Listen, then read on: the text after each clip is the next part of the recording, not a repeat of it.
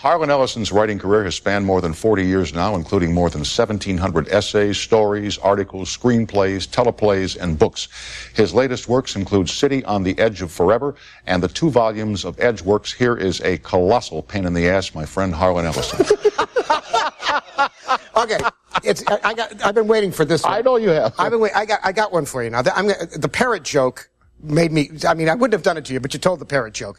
So this is the joke that I've heard. I think is the funniest joke I've heard in years. I'll take it. And I use this as a barometer of whether people will remain my friends. If they don't laugh, I can never see them again. And do you ever, when you're making one of your sensational public appearances, tell this joke to a crowd to warm up the crowd? No. Okay. No. Okay. This is a one-to-one joke. Never before This heard. is a one-on-one joke. Are you ready? I'm ready, sir. Huge explosion in Chicago. 30 floors of a hotel smashed, absolutely pancaked down. Right. They go in with the rescue teams, and they got the dogs, and they got the sonar search, and they're finding bodies in lath and plaster, and it's a debacle. As they go on through, they hear a voice yelling, help me, I'm trapped. And they say, we hear you, we're coming. Keep talking, we'll get to you. And help me. Where are you? I'm in room 1206. See, that's why we're friends. Okay. Now, half the people sit down there and say, what? Huh? What? Is that funny? That is very funny. That is a funny joke. Almost as funny as never mind. Do you want a dancer or a singer? Come on. Anyway, let me get some observations as seen through the prism of Harlan Ellison's eyes. The O.J. civil trial verdict, which came in about 48 hours ago, and reaction to it. Well, I think only a fool could not know that the man did it. Mm-hmm. That is my perception. I think people who don't want him to be guilty for reasons that have nothing to do with the murder do themselves a great disservice. I despise him, not so much for the murders, which are bad enough, but because of what he's done to this country, the way he has divided it. I saw millions of dollars spent on cops out there just to protect against a riot from this guy who is arrogant. His arrogance is astonishing. Let me ask you here, and I want you to be precise in your words because I don't want you to get yourself in trouble. Was it he that caused racial division, or was it the so-called Dream Team, Johnny Cochran? It's both of them. And F. Lee Bailey and Bob Shapiro. I think they are shameful. They are shameful. Bailey and Shapiro and Cochran, and they know he's guilty. An imbecile would know he's guilty, and they have put that stuff out there. It is so bad. I was listening to one of the black radio stations and one of the call-in shows, and a woman called in and she said, I think this Fred Goldman is just a big crybaby. I heard that. I couldn't believe that anybody would say the man lost his son. She said his son would never have made $8.5 million his whole life, and I thought, you stupid woman, you stupid. I don't care whether she's black, white, or paisley. That's a stupid person saying a thing like that. Well, not necessarily a stupid person. Not ignorant, stupid. But a person whose mind has been conditioned by years of hearing the kind of stuff that Johnny Cochran put forth in the courtroom in the criminal trial of O.J. Simpson. Yeah. I mean, it happens all the time, and I really fear, my friend, that the division between African Americans and Caucasians is getting worse and not better. Listen, I marched with Martin Luther King. I know you did. And you rode the highways in the South in the 1960s. Yeah, and nobody remembers any of that. And I think about all those people who are now in their 60s and 70s who put their lives on the line marching out there with cops with cattle prods and hoses and the snipers and all the people who lived there. I mean, it was easy enough for guys like me. I was able to leave and go home. There were people who lived there. They just disappeared. You'd go to their house and the food was still cooking on the stove and the whole family would be gone. Mother, father, 3 kids gone. They just, and they did that to make this country a little bit better for black and white alike. And I look at it now and I think, did they do that for gangsta rap and for O.J. Simpson? I mean, O.J. Simpson, I'm blacker than O.J. Simpson. He's the whitest dude I know, for God's sakes. The call now on the part of some leadership in the African American community for a retrial of James Earl Ray, who, before he passes away, that he must have some secrets that he could share during a trial that we don't want to go with him to the grave.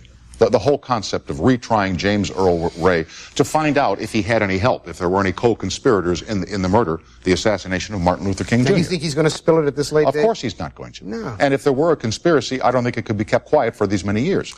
And the same about JFK. Yeah. The government, as you and I both know, can't keep a secret 15 minutes, right? 15 minutes. So they certainly couldn't keep the conspiracy of JFK or Martin Luther King going for, what is it, 30 years now. I love people who go for conspiracy theories. I love it. You know, James Dean is not actually dead. He's hideously disfigured and living in a mental institution in Indiana, right? And only the Martians know about him. Periodically, they take him up there for a rectal examination. You know,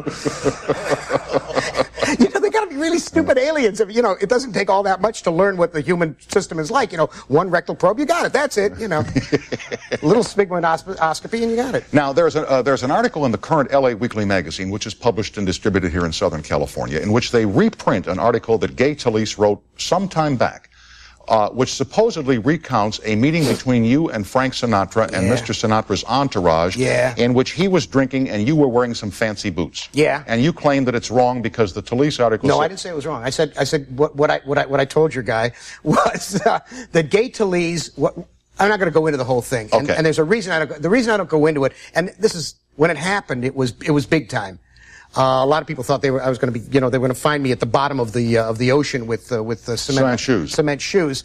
The reason I don't talk about it is not that because I come off looking like a champ in the story. I mean, I really look good.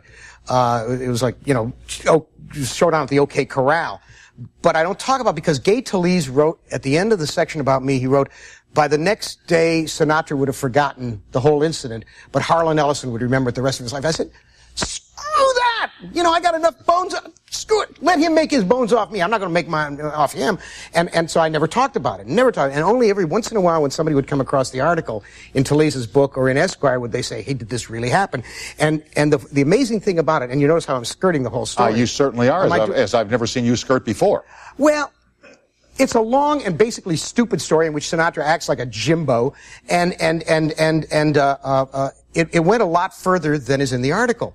So now a week later, this took place at a place called the Daisy, which I remember it well. Right, it was a discotheque in Beverly Hills. That was during my 6-month Hollywood period, I learned very quickly. I was working for Aaron Spelling for 6 months, did that. So I would sooner, gnaw off my own arm than do that again. So I come into the Daisy, and here comes the owner, Jack. I can't think of his Hansen, name. Jack Hansen. I can see him. Remember, he used to sit there at lunch all the time when people went past. And he had Jack's slacks. Jack's clothing was, and JAX, most beautiful women in Hollywood would go there.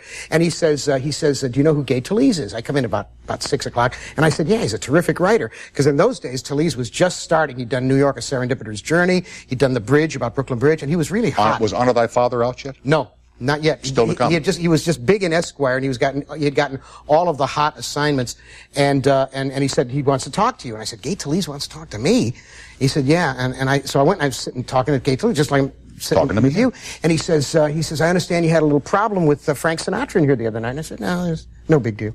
And he said, well, I heard it was quite a thing. I said, no, it was, and I'm shining it on, and he keeps pressing and pressing and pressing. He said, well, tell me about it. So I said, okay, and I tell it to him. And he says, yeah, that's exactly right. When I'm all done. And I said, what do you mean? Yeah, it's exactly right. Yeah, it was exactly, but what? He said, I know because I was there. I said, you were there? He said, yeah, I've been following Sinatra around for a month doing this article, and I was there in the pool room when it happened.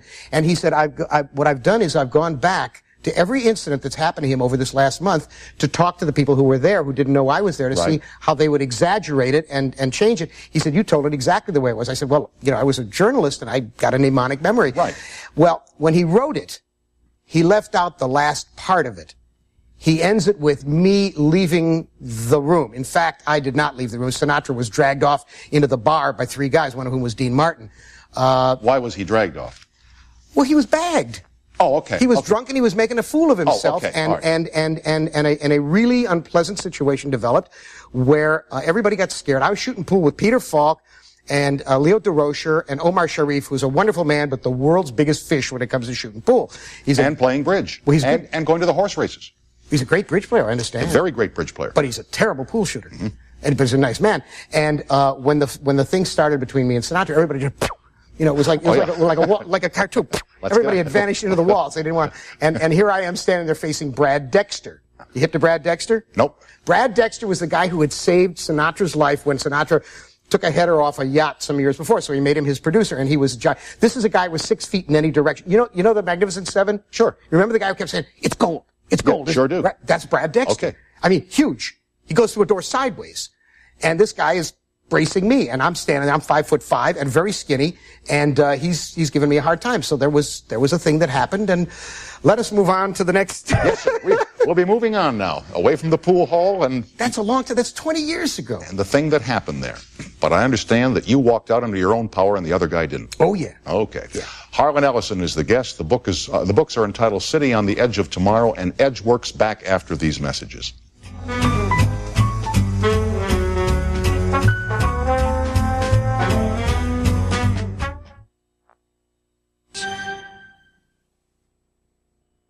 We're back with writer Harlan Ellison, and I'd like to relive now your undergraduate career at Ohio State University, in particular, your relationship with Dr. Charles Shedd, who I believe was a professor of yours at Ohio Well, State. briefly till I punched him out.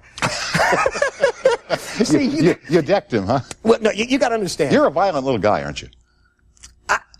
Yeah. Yeah, I wish I could say otherwise. I don't like it. It's not something I like in myself. I have a very low BS threshold. Mm-hmm. I can only take like today was the suckiest day I've had in months. Really? Yeah. What sucked about today? Well, let me tell you. A year ago, a very nice man named Jeff Fazio, who's a producer on an upcoming series on Showtime called The Hunger, calls me up and he says, I'm in business with Tony Scott, Ridley Scott's brother, the director, and we want to buy a story of yours called The Face of Helene Burnell. We want to buy another story of yours called Footsteps, I think it's called, and we want you to write it, and blah, blah, blah, blah, blah, blah. Nice guy. So I say, fine. You know, I've been working in television and movies so long. My soul is like a shrunken peach pit. I mean, I have no faith anymore that anything will not turn out to be absolutely corrupted and turned to dung. But he's a nice man, and he says, "I'm gonna, I'll watch out for you on this." Blah blah blah. Look out, make sure that it doesn't get tampered with. Okay. I'm with it all the way because I'm the producer. So I said, "Fine." I wrote a script. You know, if I had it here, and if you saw it, and if I say to you, it sang. This script just sang. It was wonderful. Okay. Wonderful Good stuff. script. Good stuff. Well, it takes the guy a year to get it together, and Tony Scott is a Looney Tune, and he's driving him crazy, and they finally get it sold to Showtime, which is not known among its executives for the depth of their intellect. I mean, we're talking here about people who have the depth of a bowl of tapioca, and not to be. Don't sugarcoat this. Yeah, well, screw them. Yeah. Okay. So what did they do to your song?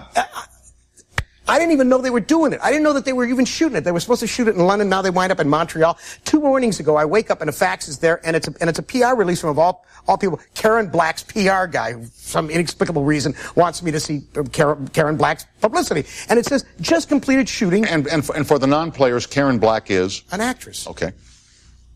Hello. Okay, just for those who may not know the name.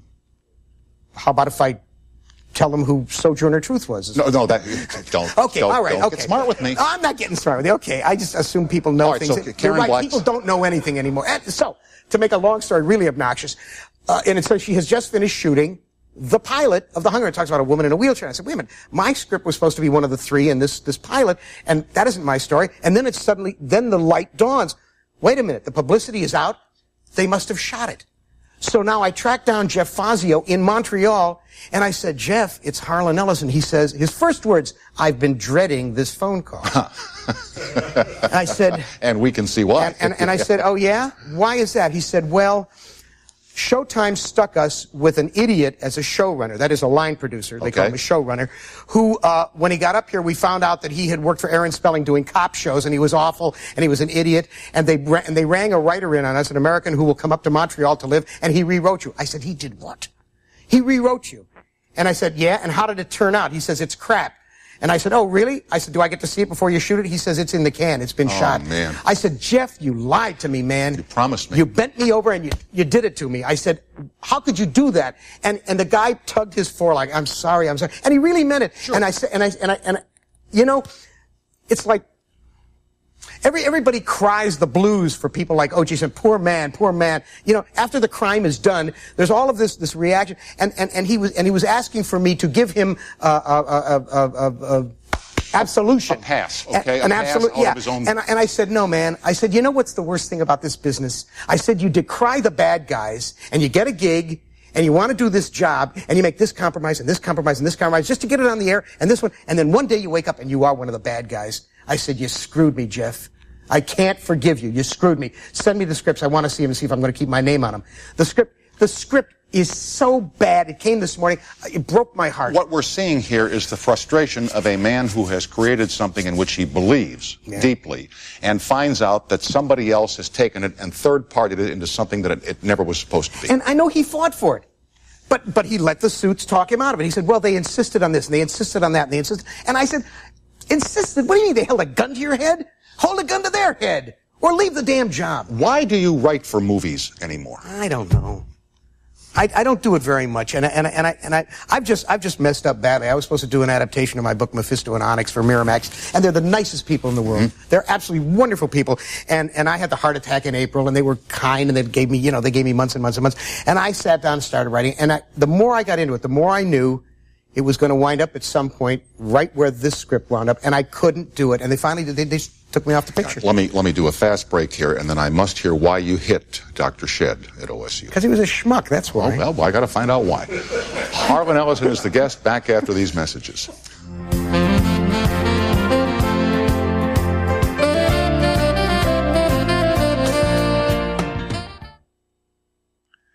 Is it true that you have the lowest grade point average of any student who has ever attended Ohio State University? I did at the time that I was kicked out of Ohio State, and years later, when they paid about $5,000 to have me come back and lecture, I still had the lowest point average, which was out of a 4.0, you know, which is sure, which is solid, which is perfect score. I had 0.034 or 86, something like that, which is 4 F's, 3 Z's, and a question mark, I think. How could a guy with your brain power possibly have that kind of a grade point average? I wanted to write, and it was a terrible school, and I had this English professor, Shedd, who told me I had no talent, I could never write, I would never write, and he said since I was minoring in geology, I probably had rocks in my head, so I tagged him one, and I left the school. There was listen.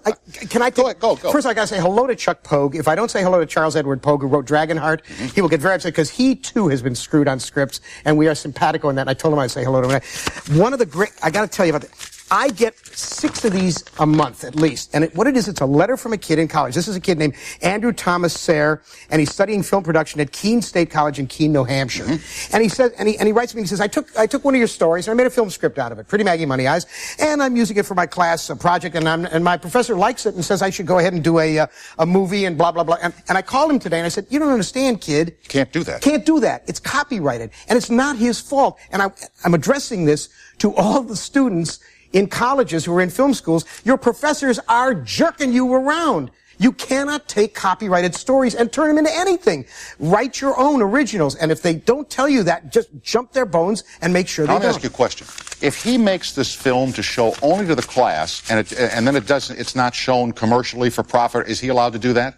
Can't do anything with it without my permission, but it's so easy to get my permission. If he's going to show it for that purpose, all he's got to do is get in touch with me. I give him a letter of permission for that purpose, and that's the end of it. But they don't tell him that. And it's a bad thing for these kids to learn, not learn, that there is a primacy of interest of the writer. You see, I'm guilty of that same thing. When I was in college, I had radio workshop. We did radio adaptations, and I did a Dragnet. I had never played on the air, but it was my final exam for a radio production course. I had to go and sue a kid once, about 7-8 years ago, and they collected off him and his family, and they are out selling their bodies on Wilshire Boulevard at this very moment. I saw them this afternoon. They were sales not going well. Can I show the book? You can do anything you want. Okay, this is my next book. You hold it up because they'll trust you. That's my next book. It comes out in March.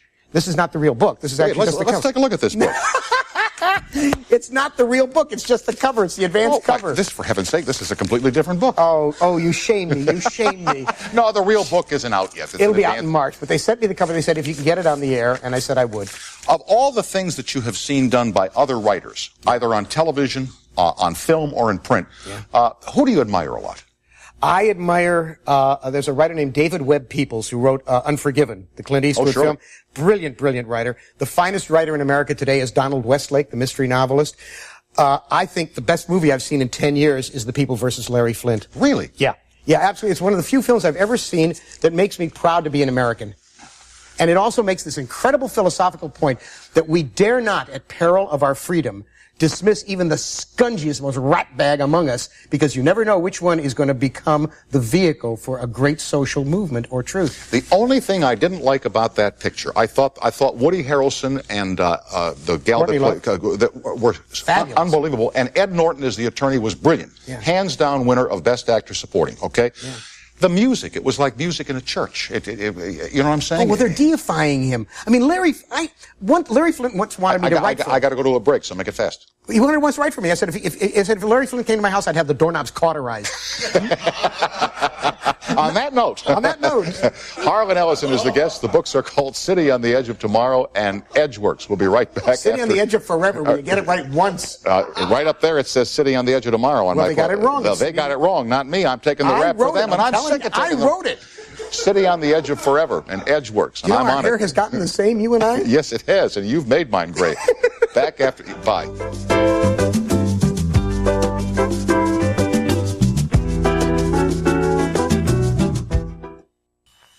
Tomorrow night, one of our great favorites, Robert Blake, is here. Now stay with me and Steve Mason after hours on the Late Late Radio Show at 1-800-890-9990. Back tomorrow night, same time, same station.